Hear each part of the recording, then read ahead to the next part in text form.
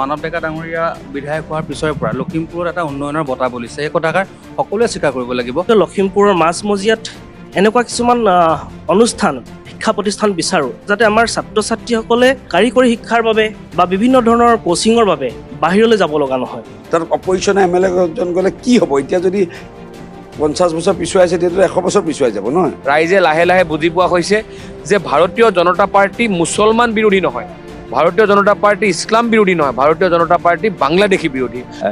মুখ্যমন্ত্ৰীয়ে নিজ মুখে কৈ থৈ গ'ল যে ভূপেন কুমাৰ বৰা ডাঙৰীয়াক ইয়ালৈ মই আনিছোঁ, ক্ৰিকেট ইয়াত মই দিছোঁ, গতিকে আপোনালোকে মোৰ মুখলৈ চাই ভোটটো দিয়ক। মুখ্যমন্ত্ৰী উপলব্ধি কৰিছে যে ভূপেন কুমাৰ বৰা ডাঙৰীয়াৰ মুখখন বিহপুৰীয়াত নচলে, তেখেতৰে একদম ব্যক্তিগত স্বাৰ্থ সিদ্ধিৰ কাৰণে আমাক এৰি থৈ গুচি গ'ল। কোনোৱে কয় ৰামক গছলৈ উঠাই গুৰি কাটি দিলে।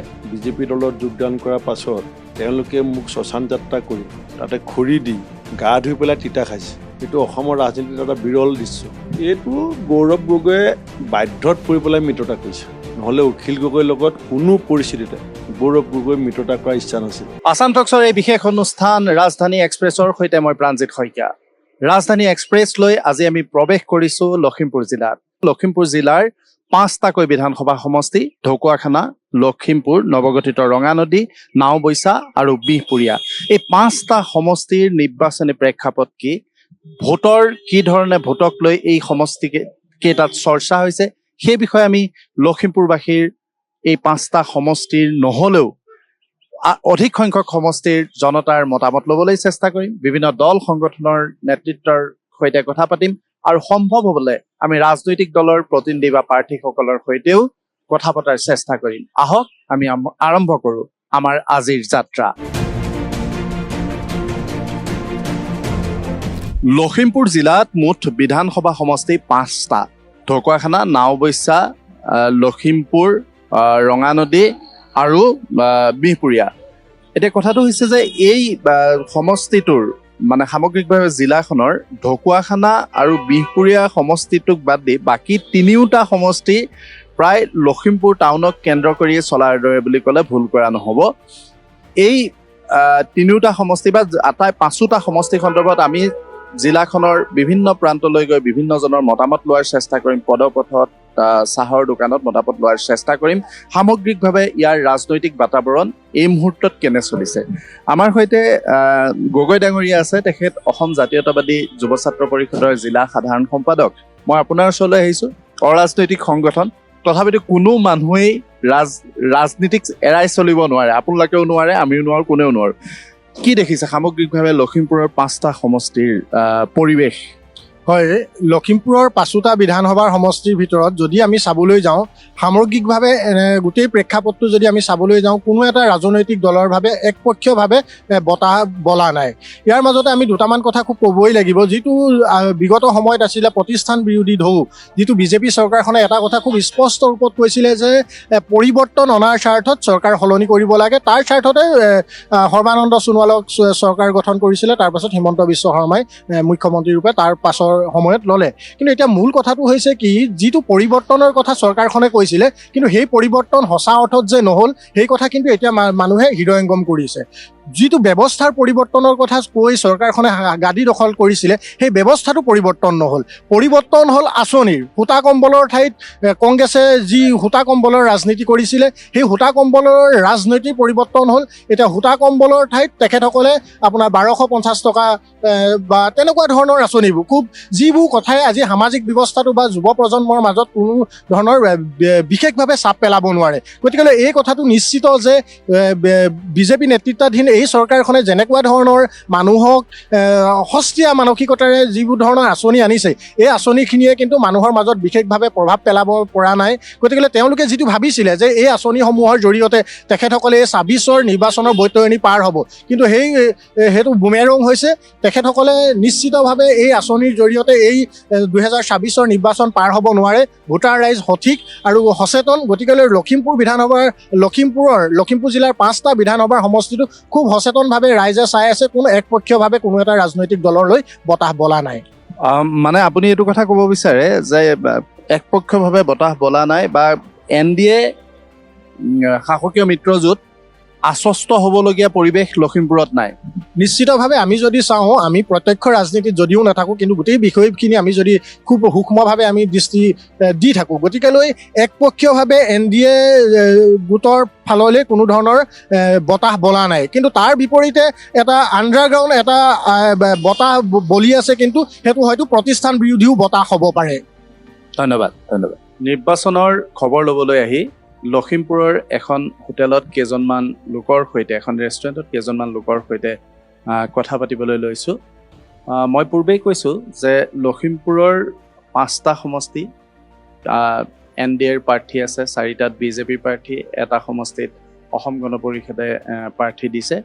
আৰু মূলত লখিমপুৰ চহৰখনক কেন্দ্ৰ কৰি 3টা সমষ্টি ইয়াত আছে। 3টা সমষ্টি এই লখিমপুৰ টাউনখনক, নগৰখনক কেন্দ্ৰ কৰিয়েই হয়। ৰঙানদী, তাৰপিছত নাওবৈচা আৰু লখিমপুৰ সদৰ সমষ্টি। এতিয়া মই আমাৰ সৈতে থকা মনোজ কলিতা, তেওঁ বীৰ লাচিত সেনাৰ এজন বিষয়ববীয়া, মই তেখেতৰ ওচৰলৈ আহিব বিচাৰিম। সামগ্ৰিকভাৱে এই জিলাখনৰ 5টা সমষ্টি ভিত্তিতে সুধিছোঁ, পৰিৱেশটো কি দেখিছে, কেনে পৰিৱেশ দেখিছে, সাধাৰণ ভোটাৰে কাৰ পক্ষ লোৱা উচিত বুলি আপুনি ভাবে? বিগত যিবিলাক দিন আছিলে, আমি যোৱা দিনবিলাকত যিবোৰ দেখিছোঁ, সেই দিনবিলাক দেখাৰ পিছত মানৱ ডেকা ডাঙৰীয়া বিধায়ক হোৱাৰ পিছৰে পৰা লখিমপুৰত এটা উন্নয়নৰ বতাহ বলিছে। সেই কথাষাৰ সকলোৱে স্বীকাৰ কৰিব লাগিব। আৰু দ্বিতীয় কথাটো হ'ল, তাৰ আগতে আমাৰ ঘন বৰুৱা ডাঙৰীয়া বিধায়ক আছিল লখিমপুৰত। তেখেতৰ দিনত বিভিন্ন কেলেংকাৰী বা বিভিন্ন অভিযোগ উত্থাপন হয়। তেওঁ মাটি দখল কৰি হোটেল বনালে বা চাকৰি দিয়াৰ নামত টকা সংগ্ৰহ কৰা, এনেকুৱা ধৰণৰ বিভিন্ন অভিযোগ আছে, যিবিলাক অভিযোগ গাঁৱে ৰাইজে মুখে মুখে প্ৰচাৰিত। আৰু তাৰ বিপৰীতে যদি আপুনি মানৱ ডেকা ডাঙৰীয়াক লক্ষ্য কৰে, তেখেতে জয়যুক্ত লাভ কৰাৰ পিছৰে পৰা লখিমপুৰখনৰ এক পৰিৱেশ মানে সম্পূৰ্ণ সলনি হৈ গৈছে। ৰাষ্ট্ৰীয় ঘাইপথ, ষ্টেডিয়াম, কলেজ, শিক্ষা, প্ৰচাৰ, সকলো ক্ষেত্ৰতে তেখেতে এটা উন্নয়নৰ এটা বাৰ্তা ৰাখিছে। কিন্তু সেই কথা, আৰু তাৰ বিপৰীতে আৰু এটা কথা আহে যে তেওঁলোকৰ যিবোৰ প্ৰতিশ্ৰুতি আছিল, জাতি মাটি ভেটিৰ যিবোৰ প্ৰতিশ্ৰুতি আছিলে, সেই প্ৰতিশ্ৰুতি কিন্তু তেখেতসকলে সম্পূৰ্ণ বিফল হৈছে। খিলঞ্জীয়াৰ ভূমি অধিকাৰ, খিলঞ্জীয়াৰ ৰাজনৈতিক অধিকাৰ, সম্পদৰ অধিকাৰ, তাৰ লগতে জনগোষ্ঠী জনজাতিকৰণ, তাৰ লগতে শিক্ষা যিটো ব্যৱস্থা, এই ক্ষেত্ৰত কিন্তু মানুহৰ মুখে মুখে এটা প্ৰচাৰিত হৈ আছে যে এই কথা বতৰা কিন্তু ক'ৰবাত নহয় ক'ৰবাত প্ৰভাৱ পেলাব। আৰু দ্বিতীয় কথাটো হ'ল যে আমাৰ উঠি অহা যিটো প্ৰজন্ম, এই যে কথাটো ক'লে, বিভিন্ন যিখিনি বাস্তৱ সমস্যা, সেই ক্ষেত্ৰত চৰকাৰখনৰ ভূমিকা বা চৰকাৰখনৰ কৰণীয়খিনিলৈ চাই এটা নিৰ্বাচনত প্ৰভাৱ পৰিব। কিন্তু সামগ্ৰিকভাৱে দেখা যায়, যিবিলাক হিতাধিকাৰী আঁচনি, অৰুণোদয় বা অন্যান্য যিসমূহ আঁচনি, হিতাধিকাৰী আঁচনি, সেইবিলাকৰ প্ৰভাৱটো নিৰ্বাচনত কিমান পৰিব? নিৰ্বাচনটো পৰিবই দিয়কচোন। এতিয়া যিটো মামনি আঁচনি, নিযুত মইনা আঁচনি, যিটো নিযুত মইনা আঁচনিটো ধৰি লওক এতিয়া কলেজীয়া শিক্ষকৰ ছাত্ৰীসকলৰ কাৰণে যথেষ্ট এটা লাভজনক এটা আঁচনি। এই আঁচনিটোৰ কাৰণে বিভিন্ন ছাত্ৰ ছাত্ৰীয়ে পঢ়িব পৰা নাছিলে, এতিয়া কলেজত থকাৰ পিছত বিভিন্ন যিটো সুবিধা পাই আছে, 2500 টকাকৈ তেখেতক দিয়া হয়। এই কথা বতৰাবিলাকে এটা প্ৰভাৱ ৰাখিছে। আৰু অৰুণোদয় আঁচনি যিসকলে মহিলা 1250 টকাকৈ ইতিমধ্যে পাইছে। আজিৰ যুগত আপোনাৰ যিটো মূল্য বৃদ্ধি বাঢ়িছে, মই ভাবোঁ যে হিতাধিকাৰী কিন্তু সকলো আঁচনিতে কিন্তু চৰকাৰৰ সহায় নকৰিব। অৰুণোদয় আঁচনিয়ে কিন্তু চৰকাৰৰ সহায় নকৰিব, বৰঞ্চ তাৰ বিপৰীতে মূল্য বৃদ্ধি যিটো বজাৰত যিটো জুই লাগিছে, কিন্তু গৃহিণীসকলে ইয়াৰ মানে প্ৰত্যুত্তৰ দিবলৈও কিন্তু সাজু হৈছে। হয়, উদিত ফুকন আছে, অসম গণ পৰিষদৰ যুৱ নেতা। ইয়াত এই 5টা সমষ্টিৰ ভিতৰত এটা সমষ্টি, নাওবৈচা সমষ্টিটো আপোনালোকে পাইছে। এতিয়া সামগ্ৰিকভাৱে আপোনালোকৰ বাকী সমষ্টিকেইটাত অসম গণ পৰিষদৰ ভোটটো কিমানখিনি ভাৰতীয় জনতা পাৰ্টীলৈ ট্ৰেন্সফাৰ হ'ব? ধৰি লওক এতিয়া বিহপুৰীয়া সমষ্টিটো আপোনালোকে দাবী কৰিছে। এই কথা ৰঙানদীটো আপোনালোকে দাবী কৰিছিল, ৰঙানদীটো শেষ মুহূৰ্তত নাপালে। এই ক্ষোভবিলাক প্ৰশমিত হ'বনে নাই ইলেকশ্যনৰ সময়ত? সেইবিলাকে ভোট ট্ৰেন্সফাৰ হোৱাৰ ক্ষেত্ৰত কিবা বাধাৰ সৃষ্টি কৰিব নেকি? চব মই কৈছোঁ যে যোৱা 5টা বছৰত আমাৰ অসম গণ পৰিষদ দলটোৱে দুইটা সমষ্টিতে, বিহপুৰীয়া সমষ্টিতে হওক বা আপোনাৰ ৰঙানদী সমষ্টিতে হওক, বিভিন্ন জেগাত তেওঁলোকে কাম কৰিছে। আৰু দেখিবলৈ পাইছিলে যে যোৱা 5টা বছৰে ইয়াত আমি সংগঠনটোক যিভাৱে আগবঢ়াব নিব লাগিছিলে, ব্যক্তিকেন্দ্ৰিক যিটো ব্যৱস্থা যিটো চলি আছিলে অসম গণ পৰিষদ, সেইটো বৰ্তমান নাইকিয়া হৈ পৰিছে। আৰু যাৰ ফলত যিখিনি মানুহ কোনো ধৰণৰ নিষ্ক্ৰিয় হৈ যিখিনি অসম গণ পৰিষদৰ যিখিনি মানুহ, যিখনে স্বাধীনতা, যিখনে অসম গণ পৰিষদত সেই সময়ত জড়িত হৈ আছিলে মানে জন্মৰ পৰা মানে যিবিলাক মানুহ জড়িত হৈ আছিলে সেই মানুহসকলে আজি ওলাই আহিছে কাম কৰিবৰ কাৰণে। আৰু যেতিয়া আমাৰ গ্ৰাউণ্ডত যেতিয়া মই ঘূৰিছোঁ তেতিয়া মই দেখিছোঁ যে আমাৰ অসম গণ পৰিষদৰ যিখিনি মেক্সিমাম যিখিনি ভোটাৰ আছে সেই ভোটাৰখিনি বৰ্তমান মিত্ৰজোঁটৰ চৰকাৰৰ লগত আছে। এতিয়া তাৰ মাজতে এটা কথা আহিছে, ধৰি লওক নাওবৈচা সমষ্টিটো অসম গণ পৰিষদে পাইছে, কিন্তু প্ৰাৰ্থীজন মিউচুৱেল ট্ৰেন্সফাৰত আহিছে, বিজেপিৰ পৰা আহিছে, সেইটোৱে কি প্ৰভাৱ পেলাব? চাওক, প্ৰথম কথাটো হৈ গ'ল, মই কোনো পলিটিকেলি নহয়, মই মই যদি নৱপ্ৰজন্মৰ যদি বিশ্লেষণ যদি মই কৰি চাওঁ, নৱপ্ৰজন্মৰ এজন যুৱক হিচাপে যদি বিশ্লেষণ কৰি চাওঁ, এইটো এটা পজিটিভ ইণ্টেণ্ট বিজেপি চৰকাৰৰ বা আমাৰ NDA চৰকাৰখনৰ। কিয়নো বিজেপি হৈ যদি তাতে যিহেতু জেগাটো যিহেতু সংখ্যালঘুৰ প্ৰধান অঞ্চল, আৰু সেই অঞ্চল হিচাপে তাতে অসম গণ পৰিষদৰ যিটো বেনাৰত থাকি লৈ পেলাই আজি তাৰিখত তাৰ প্ৰাৰ্থীজনে যিটো ফাইট কৰিছে, সেই ফাইটটোত তেখেত বেনিফিটেড হ'ব। কাৰণ এইকাৰণে বেনিফিটেড হ'ব যে সংখ্যালঘুৰ যিখিনি ভোটাৰ আছে সেই ভোটাৰখিনিক তেখেতে আকৰ্ষিত কৰিব পাৰিব, অসম গণ পৰিষদৰ প্ৰতি আকৰ্ষিত হ'ব। আৰু যোৱা 5টা বছৰ অসম গণ পৰিষদৰ বহুত এনেকুৱা মাইনৰিটি লিডাৰ আমি জইন কৰাইছোঁ, য'ত তেওঁলোকে স্বতঃস্ফূৰ্তভাৱে আহি লৈ পেলাই জয় অসম ক'বলৈ তেওঁলোকে আগবাঢ়ি আহিছে। আৰু সেইটো ক্ষেত্ৰতে আমি প্ৰত্যেকটো ক্ষেত্ৰতে আমি দেখা পাইছোঁ যে তাৰ যিখিনি বিজেপি আৰু AGPৰ যিটো সংমিশ্ৰণ বৰ্তমান দেখা পোৱা গৈছে, তেওঁলোকৰ পজিটিভ সংমিশ্ৰণ দেখা পোৱা গৈছে। কোনো ধৰণৰ তাতে চিপৰাং মৰাৰ ৰাজনীতিটো বৰ্তমান চলা নাই। চ' সেই ক্ষেত্ৰত গণশক্তিৰ ফালৰ পৰাও যিখিনি তাত পজিটিভ যিটো ৰেছপন্স পাব লাগিছিলে, খুব ভাল এটা ৰেছপন্স গণশক্তিৰ ফালৰ পৰা এটা ৰেছপন্স পাব গৈছে। চ' তিনিকোণীয়া এটা পাৰ্টি, তাত তিনিকোণীয়া এটা এলায়েন্সত যিহেতু গোটেই এটা প্ৰতিনিধি যিহেতু ওলাই আহিছে তাৰ পৰা, সেই ক্ষেত্ৰত আমি স্পষ্টভাৱে তাৰ পৰা আমাৰ প্ৰাৰ্থীজন ওলাই যোৱা আমি দেখা পাই আছোঁ বৰ্তমানলৈকে। হয়, আপুনি দাবী কৰিব বিচাৰিছে যে সেই সমষ্টিটো বসন্ত দাস তেওঁ জয়লাভ কৰিব। উদয় গগৈ আছে, উদয় গগৈ এখন লখিমপুৰৰ চিনাকি মুখ, তেখেতে শিক্ষকতাৰ সৈতে জড়িত, আচলতে শিক্ষাৰ সৈতে জড়িত। মই ৰাজনৈতিক কথা বতৰা আপোনাক নুসুধো, কিন্তু ৰাজনৈতিক কথা বতৰা নুসুধো বুলি ক'লেও আমাৰ প্ৰতিজন মানুহেই ৰাজনীতি কোনেও এৰাই চলিব নোৱাৰে। লখিমপুৰৰ শিক্ষাৰ ক্ষেত্ৰত আহিবলগীয়া চৰকাৰখনৰ পৰা কি বিচাৰে বা কি কৰণীয় আছে ইয়াৰ জনপ্ৰতিনিধিজনৰ? ধন্যবাদ। এজন শিক্ষক হিচাপে যোৱা 5টা বছৰত বিশেষকৈ আমাৰ লখিমপুৰ জিলাখনত যি পৰিৱৰ্তন দেখিলোঁ, একমুখে স্থানীয় বিধায়কজনক আমি ধন্যবাদ দিবই লাগিব। যথেষ্টখিনি তেখেতে পৰিৱৰ্তন আনিলে। বিশেষকৈ আমাৰ নৰ্থ লখিমপুৰ কলেজখন বিশ্ববিদ্যালয়লৈ উন্নীতকৰণ হ'ল, বা আমাৰ যিখন চিকিৎসা মহাবিদ্যালয় যথেষ্টখিনি উন্নত হৈছে। আৰু ইয়াৰ লগে লগে আমাৰ এজন শিক্ষক হিচাপে মই বিশেষকৈ লখিমপুৰৰ মাজমজিয়াত এনেকুৱা কিছুমান অনুষ্ঠান, শিক্ষা প্ৰতিষ্ঠান বিচাৰোঁ, যাতে আমাৰ ছাত্ৰ ছাত্ৰীসকলে কাৰিকৰী শিক্ষাৰ বাবে বা বিভিন্ন ধৰণৰ কোচিঙৰ বাবে বাহিৰলৈ যাব লগা নহয়। আৰু মই ব্যক্তিগতভাৱেও বিধায়ক ডাঙৰীয়াৰ লগত কথোপকথনত তেখেতে এবাৰ কৈছিলে যে অহা 5টা বছৰত আমাৰ বিশেষকৈ লখিমপুৰৰ যিসকল মেধাৱী ছাত্ৰ ছাত্ৰী আছে, তেওঁলোকে IAS কোচিঙৰ হওক বা SCS কোচিঙৰ কাৰণে হওক বা অন্যান্য যিবিলাক কোচিঙৰ কাৰণে ছাত্ৰ ছাত্ৰীসকল বাহিৰলৈ যায়, তাৰ যাতে আমি ৰোধ কৰিব পাৰোঁ তেনেকুৱা ব্যৱস্থা তেখেতে গ্ৰহণ কৰিম বুলি আমাক ব্যক্তিগতভাৱে প্ৰতিশ্ৰুতি দিছিলে। ইতিমধ্যে নৰ্থ লখিমপুৰ কলেজখন বিশ্ববিদ্যালয়লৈ উন্নীতকৰণ হৈছে। তাৰ লগে লগে হয়, উন্নীতকৰণ হৈছে। আৰু এটা ডাঙৰ অভাৱ আমাৰ লখিমপুৰীয়াবাসী ৰাইজে বিশেষকৈ শিক্ষাৰ ক্ষেত্ৰত অভাৱ পূৰণ কৰিলে বুলি মই অনুভৱ কৰোঁ। ধন্যবাদ জনাইছোঁ আপোনালোক তিনিওজনকে ধন্যবাদ জনাইছোঁ। আচলতে সামগ্ৰিকভাৱে আটাইকেইখন জিলাখনৰ 5টা সমষ্টি সন্দৰ্ভতে মই তেওঁলোকৰ সৈতে কথা পাতি পৰিৱেশটো বুজ লোৱাৰ চেষ্টা কৰিলোঁ। কোনেও আমাৰ গণতান্ত্ৰিক এখন দেশত কেতিয়াও কোনো জনপ্ৰতিনিধিক আমি এইটো দলকে ভোট দিম বুলি কোনো নাগৰিকে নকয়, কিন্তু তেওঁলোকৰ কথা বতৰাৰ পৰাই এটা ধাৰণা কৰিব পাৰি যে কোন দিশে বলিছে লখিমপুৰ জিলাৰ নিৰ্বাচনী বতাহ।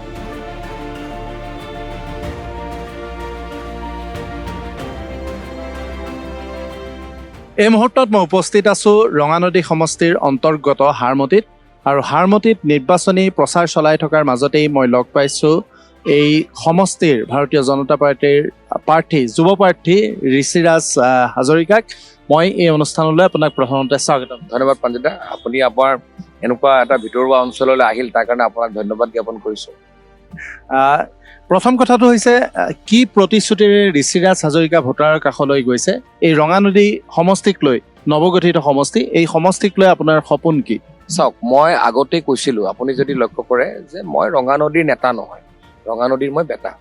আৰু ৰঙানদীৰ যোৱা 8.5 বছৰে ৰঙানদীবাসী ৰাইজৰ লগত মই একেবাৰে অন্তৰৰ কাষৰ পৰা ৰাইজৰ লগত থকাৰ চেষ্টা কৰিছিলোঁ আৰু ৰাইজৰ কাষত থাকোঁতে বহু এনেকুৱা সমস্যা আছিল যিবোৰ সমস্যা মই নিজে অনুভৱ কৰিছিলোঁ, বিশেষকৈ নিবনুৱা সমস্যা, যাৰ ফলত আজি আমাৰ অধিকাংশ আমাৰ গ্ৰাম্য অঞ্চলৰ ল'ৰা ছোৱালীয়ে গৈ কম টকাৰ মূল্যৰ বিনিময়ত গৈ বেংগলোৰ হায়দৰাবাদত চিকিউৰিটি গাৰ্ড কৰি আছিলে। আমি সেই ল'ৰাবোৰ ঘৰলৈ ঘূৰাই আনিব বিচাৰিছিলোঁ।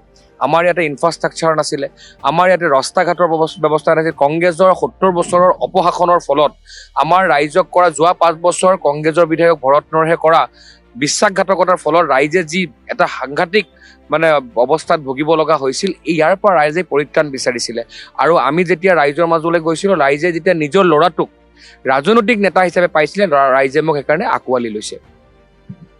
আপোনাৰ মূল প্ৰতিদ্বন্দ্বী এই সমষ্টিটোত কংগ্ৰেছ প্ৰাৰ্থী জয়ন্ত খাউণ্ড। এটা সময়ত আপোনালোক প্ৰায় একেটা শিবিৰতে আছিল। তেওঁ NDAৰ এটা অংশীদাৰ এটা দলতে আছিল। তেওঁ এইবাৰ কংগ্ৰেছ দলৰ প্ৰাৰ্থী হ'লগৈ। জয়ন্ত খাউণ্ড ঋষিৰাজ হাজৰিকাৰ বিৰুদ্ধে কিমান শক্তিশালী প্ৰতিদ্বন্দ্বী ঋষিৰাজ হাজৰিকাৰ? চাওক, জয়ন্ত খাউণ্ড ডাঙৰীয়া মোৰ জ্যেষ্ঠ ভাতৃৰ দৰে, কিন্তু মই আপোনাক কৈছোঁ যিহেতু আমি নিৰ্বাচনত অৱতীৰ্ণ হৈছোঁ, এই নিৰ্বাচন অৱতীৰ্ণ যেতিয়া হোৱা যায়, আজি কংগ্ৰেছ দলৰ লগে লগে আজি অন্য দলে যে জয় ভাৰত পাৰ্টীকে আৰম্ভ কৰি আপোনাৰ নিৰ্দলীয় দুজন শক্তিশালী যুৱকে নিৰ্দলীয় প্ৰাৰ্থিত্ব প্ৰদান কৰিছে। মই গোটেইকেইজনকে মই চিৰিয়াছলিয়েই নিৰ্বাচন খেলিছোঁ, কাৰোবাক কম চিৰিয়াছ, কাৰোবাক বেছি চিৰিয়াছ বুলি নহয়। আমি যিহেতু ৰাজনীতি কৰিছোঁ, আমি আমাৰ সন্মুখত থকা, বিৰুদ্ধে থকা, সন্মুখত থকা প্ৰত্যেকজন বিপক্ষে পাৰ্টীকে আমি শক্তিশালী ৰূপতে আমি তেওঁলোকৰ লগত যুদ্ধ দিবৰ কাৰণে চেষ্টা কৰিছোঁ। আৰু মই সেইকাৰণে কৈছোঁ যে 9 তাৰিখ পৰ্যন্ত আমি প্ৰতিদ্বন্দ্বিতা আগবঢ়াম, আমি চেষ্টা কৰিম। আৰু 4 তাৰিখৰ পিছৰে পৰা সকলোকে লগত লৈ এখন নতুন ৰঙানদী বনাবৰ কাৰণে আমি কাম কৰিম। এই যিটো ৰঙানদী সমষ্টি, এসময়ত নাওবৈচা সমষ্টিৰ এটা বৃহৎ অংশক লৈ, লখিমপুৰক অংশক লৈ নতুনকৈ ৰঙানদী সমষ্টিটো গঠন কৰা হৈছে। আৰু পূৰ্বৰ নাওবৈচা সমষ্টিটো প্ৰায় বুলি ক'লেও ভুল কোৱা নহ'ব, সংখ্যালঘু ভোটাৰে এটা নিৰ্ণায়ক ভূমিকা লৈছিল। ৰঙানদীলৈ এটা বৃহৎ সংখ্যালঘু ভোট গৈছে। সেই সংখ্যালঘু ভোটাৰে কাক বাছনি কৰিব? চাওক, সংখ্যালঘু অঞ্চলসমূহৰ ৰাইজ কংগ্ৰেছৰ অপশাসনৰ তেওঁলোক অতিষ্ঠ হৈছে। তেওঁলোকক বাৰে বাৰে ভোট বেংক হিচাপে ব্যৱহাৰ কৰা হৈছে। আৰু যদি আপুনি ৰঙানদী অঞ্চলৰ আটাইতকৈ বেয়া ৰাস্তা, বহুত বেয়া ৰাস্তা আছে, আটাইতকৈ বেয়া ৰাস্তা, আটাইতকৈ কানেক্টিভিটি নথকা যদি ৰাস্তা আছে, চব মাইনৰিটি এৰিয়াত আছে। তো ৰাইজে কৈছে, আজি আপুনি মুখ্যমন্ত্ৰীয়ে যোৱা 6 মাহৰ পৰা যেতিয়া আমাক তেওঁৰ প্ৰতিনিধি বা তেওঁৰ জৰিয়তে আমাক ৰঙানদীৰ বিভিন্ন কাম কাজ আমাক চাব দিছিল, আমি যেতিয়া চাই আছিলোঁ ইয়াতে, যেতিয়া ইয়াৰ বিধায়কজনে আত্মগোপন কৰিছিলে, তেতিয়াৰ পৰা ইয়াত ৰাইজৰ হাহাকাৰ এটা অৱস্থা হৈছিলে। ৰাইজে অৰুণোদয় পাব নোৱাৰিছিলে, লাখপতি পাব নোৱাৰিছিলে। তেতিয়া যিহেতু আমাক ডক্টৰ হিমন্ত বিশ্ব শৰ্মা ডাঙৰীয়াই আমাক এইবোৰ দিয়াৰ ব্যৱস্থা কৰি দিছিলে, আপুনি আজি মই গৌৰৱেৰে ক'ব পাৰোঁ যে ৰঙানদী সমষ্টিত আজি বহু সংখ্যক আজি মোৰ মায়ে, ইছলাম ধৰ্মীয় লোকেও আপোনাৰ অৰুণোদয় লাখপতি পাবলৈ সক্ষম হৈছে।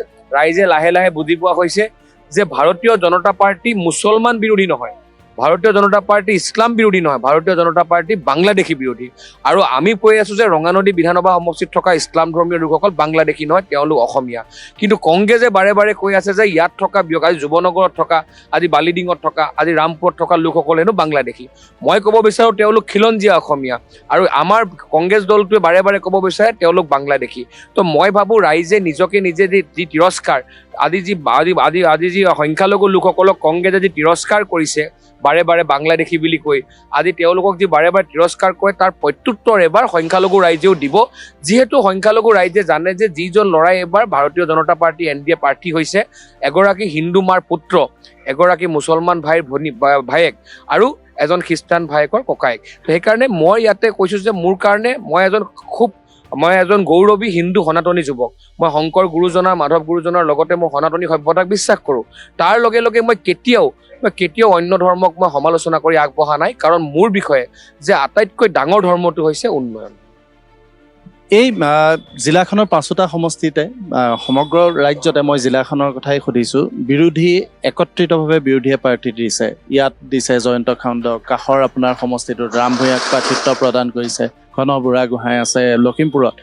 বিৰোধী ঐক্যই কিমান প্ৰত্যাহ্বান জনাব? চাওক, এই বিৰোধী ঐক্যৰ যিটো কথা কৈছে আপুনি, প্ৰাঞ্জিত, আপুনি যিহেতু এজন জ্যেষ্ঠ আপুনি সাংবাদিক, আপুনি জানে যে এওঁলোকৰ নিৰ্বাচনৰ আগত কিবা ৰাইজৰ মাজত কিবা কণ্ট্ৰিবিউশ্যন আছে নেকি?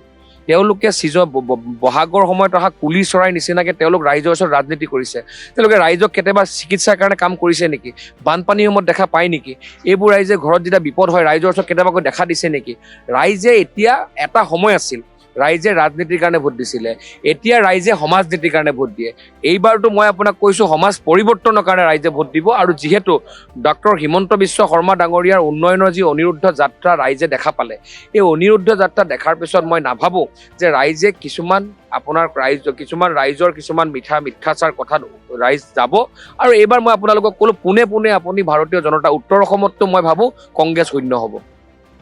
আপোনাৰ যিটো সমষ্টি ৰঙানদী সমষ্টি, সেই সমষ্টিটোৰ অসম গণ পৰিষদৰ এটা ভাল ভেটি আছিল। তাৰ নেতা আছিল জয়ন্ত খাউণ্ড।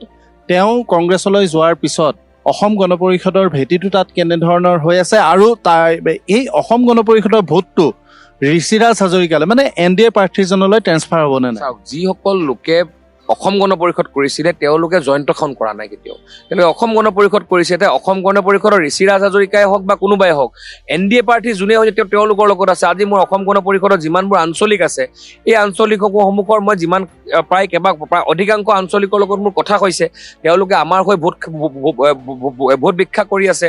জ্যেষ্ঠ নেত্ৰীসকলে নেতাসকলে ভোট ভিক্ষা কৰি আছে। অসুবিধাটো ক'ত যে যিহেতু ইয়াত এজন ব্যক্তিয়ে একনায়ত্ববাদ চলাই আছিলে এটা দলৰ ওপৰত, তাৰ অৱসান ঘটিছে। আপুনি আজি মই টিকট নোপোৱাৰ দিনাখনিলৈকে ভাৰতীয় জনতা পাৰ্টি আলোচনা মিটিং এখন হ'লে মোৰ পোষ্টাৰত ফটো নাথাকিছিলে। কিন্তু ইয়াত আমি ৰঙানদীত দেখিবলৈ পাইছিলোঁ যে অতুল বৰা আৰু আপোনাৰ কেশৱ মহন্তৰ সমানে ইয়াত জয়ন্ত খাউণ্ডৰ ফটোখন বাৰে বাৰে লগোৱা যায়। তাৰ মানে তেওঁ নিজে ইয়াত অগপ দলৰ হৰ্তা বিধাতা বুলি প্ৰতিষ্ঠা কৰিছিলে। মোৰ তেওঁলৈ প্ৰশ্ন যে যোৱা 15টা বছৰ তেওঁ ইয়াত ইলেকশ্যন খেলিলে। এই 15টা বছৰত তেওঁ অসম গণ পৰিষদৰ 5জন নেতা মোক দেখাওক যিকেইজনক তেওঁ সমকক্ষ নেতা হিচাপে তেওঁ প্ৰস্তুত কৰিলে। কাৰণ তেওঁ কেতিয়াও নেতা হ'বলৈ দিয়াই নাছিলে। তেওঁ সদায় কাৰ্যকৰ্তা নিৰ্মাণ কৰিছিলে আৰু নিজৰ ৰাজগাদ্দিত তেওঁ বহিবৰ কাৰণে তেওঁ এটা ফ'ৰ্চ তৈয়াৰ কৰিছিলে। তেওঁ নেতা তৈয়াৰ কৰা নাই। আৰু ভাৰতীয় জনতা পাৰ্টীয়ে নেতা তৈয়াৰ কৰাত বিশ্বাস কৰে। আৰু মই সেইকাৰণে আহিবলগীয়া সময়ত ভাৰতীয় জনতা পাৰ্টী আৰু অসম গণ পৰিষদ, গণশক্তি, BPFৰ মিত্ৰজোঁটৰ পাৰ্টী হিচাপে মোৰ চেষ্টা থাকিব যে এই মিত্ৰজোঁটৰ যি ধৰ্ম, এই ধৰ্ম পালন কৰি আহিবলগীয়া সময়ত আমি ৰঙানদী বিধানসভা সমষ্টিত এটা মিত্ৰজোঁটৰ এটা সুন্দৰ নিদৰ্শন দাঙি ধৰি আমি জাতিটোক আগবঢ়াই নিয়াৰ লগে লগে সমষ্টিটোৱে এটা নতুন ৰূপত, যেনেকৈ জালুকবাৰী আজি জাকত জিলিকা হৈছে অসমৰ ভিতৰত, আজি লখিমপুৰ জাকত জিলিকা হৈছে, আমিও যাতে জাকত জিলিকা হৈ, আৰু ইতিমধ্যে আমাৰ কাৰণে গৌৰৱৰ বিষয় যে আমি নিৰ্বাচনত জয়ী হোৱাৰ পৰ্যায় পোৱাগেই নাই। তেনে পৰ্যায় নহওঁতে অসমৰ সৰ্বকালৰ সৰ্বশ্ৰেষ্ঠ মুখ্যমন্ত্ৰী ডক্টৰ হিমন্ত বিশ্ব শৰ্মা ডাঙৰীয়াই ৰঙানদী হেন ঠাইত এখন ইঞ্জিনিয়াৰিং কলেজ, অসম পুলিচৰ কামাণ্ডোৰ এটা বেটেলিয়ান, এনেকৈ কৰি বিভিন্ন ধৰণৰ প্ৰায় 1000 কোটিৰো অধিক পইচাৰ টকাৰ অনুদানৰ আমাক ঘোষণা কৰি থৈ গৈছে। আপুনি ভাবক যে আমি 50 বছৰে নোপোৱা বস্তু, আমি নোপোৱা আঁচনি, ভাবিব নোৱাৰা আঁচনি সপোনতো আজি আমি 5 বছৰত পাবলৈ গৈ আছো। তো মই ভাবোঁ ৰাইজে ইয়াৰ পিছত আৰু ডক্টৰ হিমন্ত বিশ্ব শৰ্মা অনিৰুদ্ধ যাত্ৰাৰ সংগী নহৈ কাৰোবাৰ মিথ্যাচাৰ, কাৰোবাৰ প্ৰলোভন আৰু কাৰোবাৰ প্ৰতিশ্ৰুতিৰ প্ৰতি ৰাইজ বৈ নাযায়। এইবাৰ ৰাইজে NDA প্ৰাৰ্থী হিচাপে মই কৈছোঁ, ঋষিৰাজ হাজৰিকা প্ৰাসংগিক বিষয় নহয়, প্ৰাসংগিক ডক্টৰ হিমন্ত বিশ্ব শৰ্মা, প্ৰাসংগিক অসমৰ বিজেপিৰ পুনৰ চৰকাৰ। ধন্যবাদ জনাইছোঁ ঋষিৰাজ হাজৰিকা ডাঙৰীয়া এই ব্যস্ততাৰ মাজত এইখিনি সময় দিয়াৰ বাবে আৰু সমাগত নিৰ্বাচনৰ বাবে আমাৰ ফালৰ পৰা আপোনাক শুভকামনা জনাওঁ। ধন্যবাদ দাদা, থেংক ইউ। লখিমপুৰত নিৰ্বাচনী খবৰ ল'বলৈ আহি এই মুহূৰ্তত আমি নিৰ্বাচনী প্ৰচাৰ অভিযানৰ মাজতে লগ পাইছোঁ লখিমপুৰৰ বিধায়ক তথা ভাৰতীয় জনতা পাৰ্টীৰ প্ৰাৰ্থী মানৱ ডেকা ডাঙৰীয়া। মই আপোনাক শ্ব'লৈ অনুষ্ঠানটোলৈ স্বাগতম জনাইছোঁ। আৰু আপোনাৰ পৰা প্ৰথমতে জানিব বিচাৰিম, 5 বছৰ আপুনি বিধায়ক হৈ থাকিল আৰু মই বিভিন্নজনৰ সৈতে কথা পাতি এটা কথা অন্তত সকলোৱে কৈছে যে 5 বছৰত লখিমপুৰখনৰ এটা পৰিৱৰ্তন আহিছে। মই এতিয়া মানৱ ডেকা আপোনাৰ পৰা জানিব বিচাৰিম যে লখিমপুৰক লৈ অহা 5 বছৰৰ বাবে আপোনাৰ সপোন কি আৰু আপুনি সমষ্টিবাসীক কি প্ৰতিশ্ৰুতি দিছে? প্ৰথম কথা, মই ভাৰতীয় জনতা পাৰ্টী কেৱল নহয়, NDA প্ৰাৰ্থী। যোৱাবাৰ নাছিলোঁ, যোৱাবাৰ ভাৰতীয় জনতা পাৰ্টী আছিলোঁ। চাওক, আপুনি যিটো পৰিৱৰ্তনৰ কথা কৈছে, যথেষ্ট আমি লখিমপুৰৰ উন্নয়নমূলক কাম কৰিবলৈ সক্ষম হৈছোঁ। আৰু সেইটো মই কেতিয়াও কৃতিত্ব বুলি নকওঁ। সেইটো যেতিয়া বহুত দিন কাম নহয়, হঠাৎ কাম হয়, তেতিয়া ৰাইজে কৃতিত্ব দিয়ে। কিন্তু সেইটো আচলতে জনপ্ৰতিনিধি হিচাপে দায়িত্বহে। আৰু মই দায়িত্বটো সদায় একদম অনেষ্টলি, নিকাভাৱে কৰিবলৈ সদায় চেষ্টা কৰিছোঁ। আপুনি ক'লে মই প্ৰমিছ বহুত নকৰোঁ।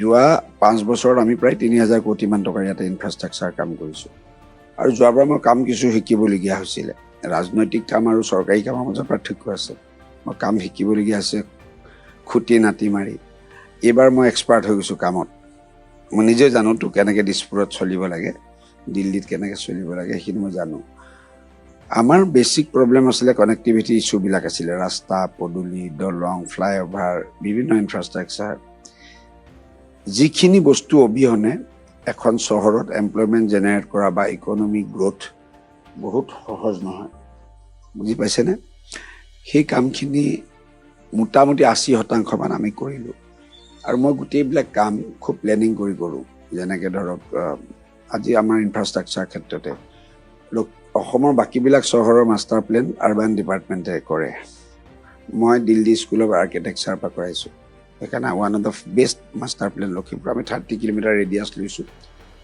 নেক্সট ভিজন 30-40 বছৰ পিছলৈকে লখিমপুৰখন কেনেকুৱা টাউনখনৰ প্লেনিং এৰিয়াৰ যে হ'ল কৈছোঁ এতিয়া টাউনখনটোত আৰু 4-5 কিলোমিটাৰহে মই এইফালে নাওবৈচা এইফালে বগী নদী এইফালে পানীগাঁও এইফালে লীলাবাৰী এনেকৈ এটা মই দেখাই দিম আপোনাক মোৰ ওচৰত আছে মাষ্টাৰ প্লেনখন যিখন নটিফাই কৰিছোঁ আমি কানেক্টিভিটিৰ ইছ্যুবিলাক আমি অলমষ্ট ৰিজল্ভ কৰিছোঁ ফেজ 2ত সদায় আমাৰ এমপ্লয়মেণ্ট জেনেৰেশ্যনৰ কথা আহিব উইদাউট কানেক্টিভিটি উইদাউট ইনফ্ৰাষ্ট্ৰাকচাৰ আপুনি কোনো ইনভেষ্টমেণ্ট আনিব নোৱাৰে মই আজিৰ দিনত নকওঁ যে এইবিলাক কোৱা ভোটৰ কাৰণে মই কথা নকওঁ যে চেনি কণ্ডাক্টৰ হওক কিবা হ'ব এইটো আজিৰ দিনত পচিবল হ'বও পাৰে কিন্তু যোৱাবাৰ মই গুণাৱতী দলং হ'ব বুলি ভবা নাছিলোঁ নকাৰী ফ্লাইঅভাৰ হ'ব বুলি হৈ গ'ল ন কিন্তু মই এটা কথা ক'ব পাৰোঁ যে স্কিলৰ ক্ষেত্ৰত আমি যথেষ্ট গেম চেঞ্জাৰ কিছুমান ডিচিশ্যন লৈছোঁ যেনেকৈ ধৰক টাটাৰ লগত আমি স্কিল চেণ্টাৰ খুব হাইলি ইকুইপড স্কিল চেণ্টাৰ চাবুতিত আৰম্ভ কৰি দিলোঁ উইথ হোষ্টেল ফেচিলিটি এটা ডাঙৰ ক্লাষ্টাৰ আমাৰ গোগামুখত আছে টাটাৰ লগত গৈ আপুনি চাই আহিব পাৰে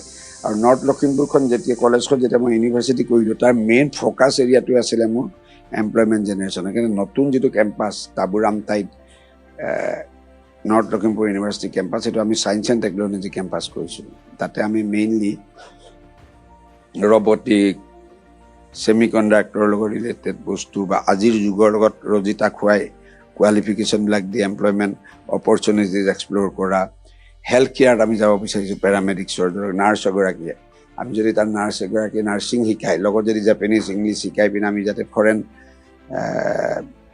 এমপ্লয়মেণ্টৰ অপৰচুনিটি ওলায় এনেকুৱা ধৰণৰ বিভিন্ন পৰিকল্পনা আছে ছেমি কণ্ডাক্টৰ নহ'লে MSME কিছু যদি কৰিব পাৰোঁ এনেকুৱা মই এটা প্লেনিং কৰিছোঁ আৰু মই প্লেনিং আজিলৈকে 90% ছাকচেছ ৰেটে আছে ফেইল হোৱা নাই গতিকে মই জানো যে মই এইখিনি প্লেনিং যদি ৰাইজে আকৌ বিধায়ক বনে তেতিয়া কৰিব পাৰিম লখিমপুৰৰ সদৰ সমষ্টিৰ প্ৰাৰ্থী হিচাপে এই প্ৰশ্নটো মই আপোনাক কৰিলোঁ এতিয়া এগৰাকী বিজেপিৰ জ্যেষ্ঠ নেতা হিচাপে জিলাৰ মই আপোনাৰ পৰা জানিব বিচাৰিম আন 5টা সমষ্টি টোটেল বাকী ধৰি লওক এতিয়া আপোনাৰ একেবাৰে কাষৰ ৰঙানদী সমষ্টিত যুৱ নেতা ঋষিৰাজ হাজৰিকাই তাত প্ৰাৰ্থিত্ব প্ৰদান কৰা হৈছে আৰু জয়ন্ত খাউন হঠাতে অসম গণ পৰিষদৰ পৰা গৈ কংগ্ৰেছৰ প্ৰাৰ্থীৰূপে তাত অৱতীৰ্ণ হৈছে তাৰ যুঁজখন কেনে হ'ব আপোনাৰ দৃষ্টিত একচেতিয়া তাতে ঋষিৰাজ হাজৰিকা জিকিব জয়ন্ত খাউন ৰাজনীতিবিদ নহয় জয়ন্ত খালে কেৱল ইলেকশ্যন খেলি ভাল পায় জিকিব নোৱাৰে এইটো 4 নম্বৰ বাৰ পৃথিৱীত অসমৰ একমাত্ৰ ৰাজনীতিবিদ জয়ন্ত খাউন যাৰ ওপৰত পৃথিৱীৰ সকলো ফৰ্মুলা এপ্লাই কৰা হৈছে এবাৰ ইণ্ডিপেণ্ডেণ্ট খেলিছে হাৰিছে কেৱল তেওঁ এবাৰ ফ্ৰেণ্ডলি খেলিছে 5th পজিশ্যন মান পাইছে যোৱাবাৰ অকল NDA কেণ্ডিডেট বিজেপিৰ কেণ্ডিডেট নাই 4th পজিশ্যন পাইছে গতিকে তেওঁৰ ৰাজনৈতিক হিচাপে মই কনচিডাৰ নকৰোঁ পলিটিকেল মেচিউৰিটি নাই গতিকে তেওঁ এইবাৰো হাৰিব আমি বিহপুৰীয়া বিজেপি জিকিব ভূপেন বৰা নাওবৈচা AGP জিকিব নাওবৈচাত অলপমান আপুনি হয়তো আপোনাৰ তেনেকুৱা লাগি আছে কোন অসমীয়া মানুহে কংগ্ৰেছক ভোট দিব এইবিলাক অসমীয়া মেজৰিটি চিট ইয়াত দুটা বস্তু আছে চাওক আমাৰ যিটো হিমন্ত বিশ্ব শৰ্মাৰ দিনত বা বিজেপিৰ দিনত ডেভেলপমেণ্ট হৈছে লখিমপুৰৰ পৰা সেইটো চবফালে মানুহৰ মুখে মুখে এতিয়া মোক আপুনি কথা এটা কওকচোন মেজৰিটি সেই সমষ্টিটো নাওবৈচা সমষ্টি ভৰত নৰডাঙৰীয়া MLA আছিলে এতিয়া আপুনি অসমৰ গছ পাত চৰাই চিৰিকটিকো যদি ভাষাৰে সুধিব পাৰে তেওঁলোকৰ ভাষাৰে অসমৰ নেক্সট গভৰ্ণমেণ্ট কাৰ হ'ব ক'ব যে NDA BJP led NDA government হ'ব আৰু হিমন্ত বিশ্ব শৰ্মা পুনৰ মুখ্যমন্ত্ৰী তাত কোনোবা জ্ঞানী মানুহে কংগ্ৰেছৰ MLA বনাব নেকি ভৰতনৰ বনাই চটুকাটো পাই থোৱা নাই জানো কথাটো আপুনি বুজিছে এইটো আপুনি কেণ্ডিডেট চেণ্ট্ৰিক নাযাব মানৱ ডেকা চেণ্ট্ৰিক নাযাব মানুহে মুখ্যমন্ত্ৰী হ'ব হিমন্ত বিশ্ব শৰ্মা, চৰকাৰ হ'ব NDA BJP, তাত অপজিশ্যনে MLA জন গ'লে কি হ'ব? এতিয়া যদি 50 বছৰ পিছুৱাই আছে তেতিয়াতো 100 বছৰ পিছুৱাই যাব নহয়। পলিটিক্সটোতো আজিকালি মানুহে বুজি পায় ডেভেলপমেণ্ট কেনেকৈ। আজি যদি লখিমপুৰ সমষ্টিত সিমানখিনি ডেভেলপমেণ্ট হৈছে কিয়? চৰকাৰৰ মোৰ ইনিচিয়েটিভ। আজি নাওবৈচাত কিয় পিছপৰাই গ'ল? ভৰত নৰৰ ইনিচিয়েটিভ নাই, লণ্ডনত গৈ শুই আছে। আজি কালিলৈ যদি জয়ন্ত খাউন জিকে বা JP দাস জিকে বা বিহপুৰীয়া জিকে, তেওঁলোকে কি কৰিব পাৰিব? এছেম্বলিত ফটা লেকচাৰ মাৰিব পাৰিব আৰু এই আমি চৰকাৰৰ দিনা আমাক বিৰোধী বিধায়কক নাচাই এনেকৈ কথা কেইটামান টিভিত কৰিব পাৰিব আৰু কি কৰি দিব পাৰিব? কোনো কৰিব নোৱাৰে। গতিকে মানুহ ইণ্টেলিজেণ্ট, গতিকে গোটেইকেইটা চিঠি। শেষ প্ৰশ্নটো, ঢকুৱাখানাক বাদ দি বাকী 4টা সমষ্টিতে সংখ্যালঘু ভোটাৰৰ এটা গুৰুত্বপূৰ্ণ সংখ্যা আছে। ডিলিমিটেশ্যনৰ আগত আছিলে, এতিয়া নাই। কোনো ধৰণৰ নিৰ্ণয় নাই, 20% নাই গোটেইকেইটা। 20% কি ফেক্টৰ? আমাৰ সেইখিনি কোনে পাব? অসমীয়া মানুহ বহুত সজাগ। মই নাজানো কোনে পায়, মই বহুত ওচৰৰ পৰা নাজানো তেওঁলোকক। আপুনি খবৰ কৰিলে গম পাব কোনে পাব। মই আমাৰ খিলঞ্জীয়া মানুহখিনি ভালকৈ জানো। ধন্যবাদ জানিছোঁ মানৱ ডেকা ডাঙৰীয়া, ব্যস্ততাৰ মাজত এইখিনি সময় দিয়াৰ বাবে আৰু সমাগত নিৰ্বাচনৰ বাবে আপোনাক শুভকামনা জনাওঁ। ধন্যবাদ। আপোনাকো ধন্যবাদ জনাইছোঁ যে ইমান দূৰলৈ আহি লাইভ কভাৰেজ কৰাৰ কাৰণে। লখিমপুৰ জিলাৰ 5টা সমষ্টিৰ ভিতৰত আটাইতকৈ আকৰ্ষণীয় হৈ পৰা সমষ্টিটো হৈছে বিহপুৰীয়া সমষ্টি। এই সমষ্টিটোত নতুনকৈ ভাৰতীয় জনতা পাৰ্টীত যোগদান কৰা ভূপেন কুমাৰ বৰাই BJP প্ৰাৰ্থীৰূপে প্ৰতিদ্বন্দ্বিতা আগবঢ়াইছে আৰু বিপৰীতে এই সমষ্টিটোত কংগ্ৰেছৰ প্ৰাৰ্থীৰূপে প্ৰাৰ্থিত্ব আগবঢ়াইছে, কংগ্ৰেছ দলে প্ৰাৰ্থিত্ব আগবঢ়াইছে নাৰায়ণ ৰাম ভূঞাক, যি এই সমষ্টিটোৰ ৰাম ভূঞা নামে পৰিচিত। মই এই মুহূৰ্তত নিৰ্বাচনী প্ৰচাৰৰ মাজতে কেইমুহূৰ্তমানৰ বাবে আমাৰ সৈতে আমাক এটা সাক্ষাৎকাৰ দিবলৈ আহিছে আমাৰ কাষলৈ ৰাম ভূঞা। মই আপোনাক মোৰ অনুষ্ঠানলৈ স্বাগতম। হয়, আছাম টকছৰ সমূহ দৰ্শকলৈ মই ধন্যবাদ জনাইছোঁ। ভূঞা ডাঙৰীয়া, আপুনি কিমান আশাবাদী? বিহপুৰীয়াৰ ৰাইজে কিয় ৰাম ভূঞাক এবাৰ এই সমষ্টিটোৰ পৰা প্ৰতিনিধিৰূপে নিৰ্বাচিত কৰিব লাগে আপোনাৰ মতে? আমি একেবাৰে থলুৱা মানুহ ইয়াৰ, প্ৰথম কথা। আৰু এই যিটো বিহপুৰীয়া সমষ্টি, এই সমষ্টিটোৰ পৰা BJP দলৰ বহুকেইজন প্ৰাৰ্থী আছিল, কংগ্ৰেছৰো আছিল, AGPৰো আছিল। প্ৰত্যেকৰে এটাই শ্লোগান আছিল। আমাৰ কংগ্ৰেছ কৰ্মীসকল ৰাজীৱ ভৱনলৈ গৈছিল শ্লোগান দি, আৰু BJPৰ বাজপেয়ী ভৱনলৈ গৈছিল, আৰু আমবাৰীলৈ AGP গৈছিল যে আমাক এজন থলুৱা মানুহ লাগে, বিহপুৰীয়া চাৰিসীমাৰ ভিতৰৰ এজন মানুহক বিহপুৰীয়া সেৱা কৰাৰ কাৰণে এটা সুযোগ লাগে। আৰু এই গোটেই কথাখিনি কেৱল কংগ্ৰেছ দলে আমাৰ বিহপুৰীয়া এজন সন্তানক বিহপুৰীয়া সেৱা কৰাৰ সুযোগ দিলে, বাকী কেইটা দলে নিদিলে। নিদিয়াৰ পাছত একেবাৰে ইয়াত সংগঠন কৰি থকা, শিক্ষকতা কৰি সংগঠন কৰি থকা, অতি কষ্টৰে সংগঠনটো কৰি থোৱা তেনেকুৱা একেবাৰে থলুৱা মানুহক যেতিয়া ইয়াত টিকেট নিদি কংগ্ৰেছ দলৰে এজন মানুহক আকৌ ধুৱাই পখলাই এই সমষ্টিটোৰ দায়িত্ব দিয়াৰ পাছত বিহপুৰীয়া মানুহে একেবাৰে সহজভাৱে ল'ব পৰা নাই, আৰু একেবাৰে সহজভাৱে লোৱাই নাই। তাৰ পৰিপ্ৰেক্ষিতত আমি দেখিবলৈ পাওঁ, নমিনেশ্যন দিবলৈ যেতিয়া গৈছিল ত্ৰিপুল ইঞ্জিন চৰকাৰ বুলি কয়। আমাৰ ইয়াত যিকেইজনে বিচাৰিছিল, আমাৰ দেৱানন্দ হাজৰিকা ছাৰ, ৰঞ্জিত ভট্টাচাৰ্য ডাঙৰীয়া, ৰাজীৱ বৰুৱা আৰু অমীয় কুমাৰ ভূঞা, আৰু আমাৰ ইয়াতে দেউৰী সম্প্ৰদায়ৰ হৰেণ দেউৰী, যেতিয়া নমিনেশ্যন দিবলৈ গৈছিল আমি দেখিছোঁ কোনো এজন ব্যক্তিয়ে টিকেটৰ লগত যোৱা নাই, সংগ দিয়া নাই। আৰু আজুকো প্ৰতি আমি দেখি আছোঁ নিৰ্বাচনী প্ৰচাৰ কাৰ্যত এজনো এতিয়ালৈকে সহযোগ কৰা নাই। তাৰ পৰা আমি অনুমান কৰিব পাৰিছোঁ যে মনত অত্যন্ত দুখ আছে সেইসকল ব্যক্তি, আৰু দুখ থকাটো অত্যন্ত স্বাভাৱিক কথা। আৰু এই কথাখিনি উপলব্ধি কৰি সিদিনাখন অসমৰ মুখ্যমন্ত্ৰীক হিমন্ত বিশ্ব শৰ্মা ডাঙৰীয়াক ভূপেন কুমাৰ বৰা ডাঙৰীয়াই বিহপুৰীয়ালৈ নিমন্ত্ৰণ কৰি আনিলে যে মোক BJPয়ে ইয়াত সহজভাৱে লোৱা নাই, AGPয়ে সহজভাৱে লোৱা নাই। আৰু তাৰ পৰিপ্ৰেক্ষিতত মুখ্যমন্ত্ৰী মহোদয় আহিলে, আৰু আমি দেখিলোঁ ৰঙানদীৰ কিছু মানুহ, বিশ্বনাথ চাৰিআলিৰ কিছু মানুহ, ইয়াতে বিহপুৰীয়াতে এখন মিটিং হ'ল। হোৱাৰ পাছত মুখ্যমন্ত্ৰীয়ে নিজ মুখে কৈ থৈ গ'ল যে ভূপেন কুমাৰ বৰা ডাঙৰীয়াক ইয়ালৈ মই আনিছোঁ, টিকেট ইয়াত মই দিছোঁ, গতিকে আপোনালোকে মোৰ মুখলৈ চাই ভোটটো দিয়ক। মুখ্যমন্ত্ৰী উপলব্ধি কৰিছে যে ভূপেন কুমাৰ বৰা ডাঙৰীয়াৰ মুখখন বিহপুৰীয়াত নচলে, আৰু সেইকাৰণে অনুৰোধ কৰিছে। বাকী ৰাইজে কেনেকৈ লয়। ভূঞা ডাঙৰীয়া, এই সমষ্টিটোৰ ৰাজনৈতিক ক্ষেত্ৰখনলৈ আপুনি আহিছিল ভূপেন বৰাৰ সতীৰ্থ হিচাপে, আৰু সময়ৰ আহ্বানত, সময়ৰ কুটিল গতিত এটা ৰাজনৈতিক পৰিক্ৰমাৰ শেষত এতিয়া সেই ভূপেন বৰাই আপোনাৰ মূল ৰাজনৈতিক প্ৰতিদ্বন্দ্বী। ভূপেন কুমাৰ বৰা ডাঙৰীয়াই এই সমষ্টিটোলৈ অনা মানুহজন তেওঁৱেই হয়, এইটোতো আৰু চিৰন্তন সত্য কথা। আৰু আমি বহু কামৰ লগত জড়িত কৰালে, আমিও বহু কামৰ লগত জড়িত হ'লোঁ। হোৱাৰ পাছত তেখেতৰ একদম ব্যক্তিগত স্বাৰ্থ সিদ্ধিৰ কাৰণে আমাক এৰি থৈ গুচি গ'ল। কোনোৱে কয় ৰামক গছলৈ উঠাই গুৰি কাটি দিলে। মানুহে সেই কথাখিনি দেখিছে ইয়াত। আৰু এতিয়া কথা হৈছে কি, মোৰ নামটো ৰাম।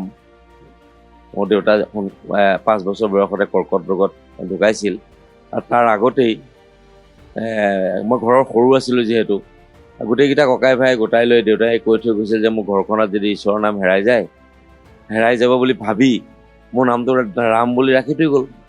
আৰু ওলাওঁতে যাতে ঈশ্বৰৰ নাম এটা ঘৰখনত চলি থাকে, সেইটো এটা উদ্দেশ্য আছিল। আৰু ভূপেন বৰাই গছৰ গুৰি কাটিলে, কিন্তু ভগৱন্তই 4 হাতেৰে মোক তুলি ধৰিলে।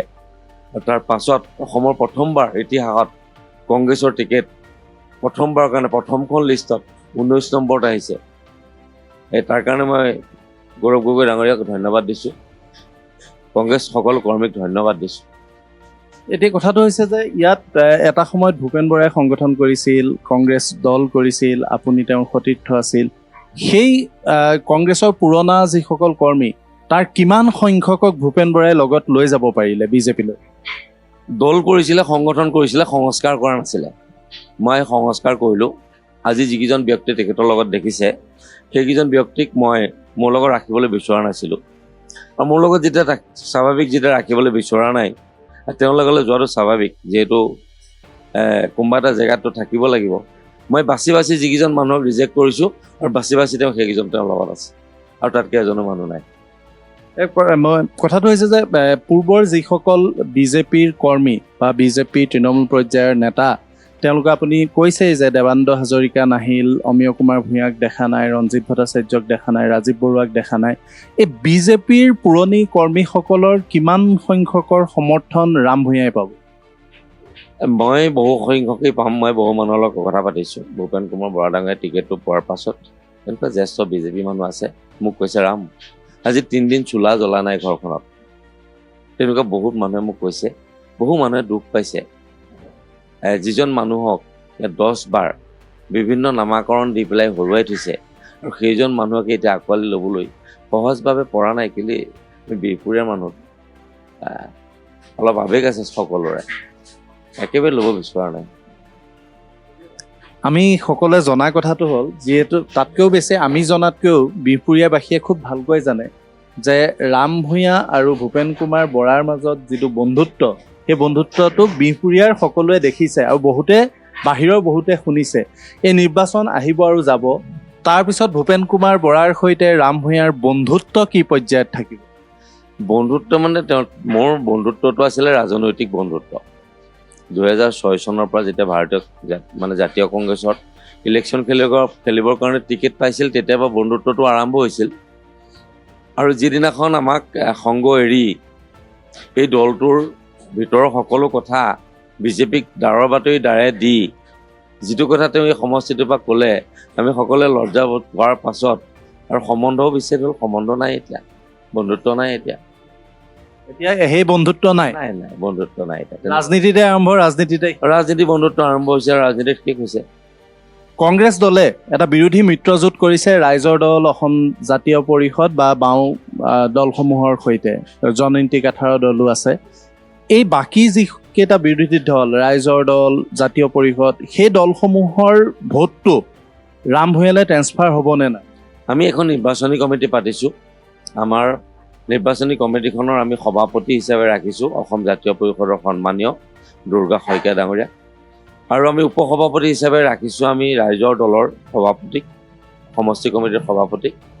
আৰু তাৰ পাছত আমাৰ জ্যেষ্ঠ উপদেষ্টা হিচাপে ৰাখিছোঁ আমাৰ CPM দলৰ এজন বিশেষ ব্যক্তি আছে আমাৰ ইয়াত শৰ্মা বুলি, শৰ্মা উপাধিৰ। আৰু তাৰ পাছত আমি সকলোকে লগত লৈ এখন কমিটি গঠন কৰি আমি এই প্ৰচাৰ কাৰ্যত আছোঁ। আৰু সকলোকে আমি শ্ৰদ্ধা জনাওঁ, সকলোকে ভক্তি জনাওঁ, আৰু আমি একেলগে গৈছোঁ। আমাৰ ইয়াত কোনো দ্বিমত নাই। ধন্যবাদ জনাইছোঁ ভূঞা ডাঙৰীয়া, ব্যস্ততাৰ মাজত এইখিনি সময় আমাক দিয়াৰ বাবে, আৰু সমাগত যি নিৰ্বাচন, সেই নিৰ্বাচনৰ বাবে আপোনাৰ প্ৰতি আমাৰ শুভকামনা জনালোঁ। ধন্যবাদ, থেংক ইউ ভেৰি মাছ। লখিমপুৰ জিলাৰ এই মুহূৰ্তৰ আটাইতকৈ চৰ্চাত থকা বিধানসভা সমষ্টিটো হৈছে বিহপুৰীয়া বিধানসভা সমষ্টি, আৰু ইয়াত শেহতীয়াকৈ কংগ্ৰেছ ত্যাগ কৰি ভাৰতীয় জনতা পাৰ্টীত যোগদান কৰা ভূপেন কুমাৰ বৰাক ভাৰতীয় জনতা পাৰ্টীয়ে প্ৰাৰ্থিত্ব প্ৰদান কৰিছে। আৰু একালৰ বন্ধু ৰাম ভূঞাৰ বিৰুদ্ধেই তেওঁ কাৰ্যত এই সমষ্টিটোত অৱতীৰ্ণ হৈছে প্ৰতিদ্বন্দ্বিতাত। মোৰ সৈতে এই মুহূৰ্তত ভূপেন বৰা ডাঙৰীয়া আছে। মই মোৰ এই অনুষ্ঠানলৈ আপোনাক স্বাগতম জনাইছোঁ। ধন্যবাদ। আপোনাৰ এইটো এটা পুৰণি সমষ্টি, দুবাৰ এই সমষ্টিৰ আপুনি প্ৰতিনিধিত্ব কৰিছিল, ইয়াত আপুনি সংগঠন কৰিছিল কংগ্ৰেছ দলৰ সদস্য হিচাপে, কংগ্ৰেছ দলৰ এজন নেতা হিচাপে।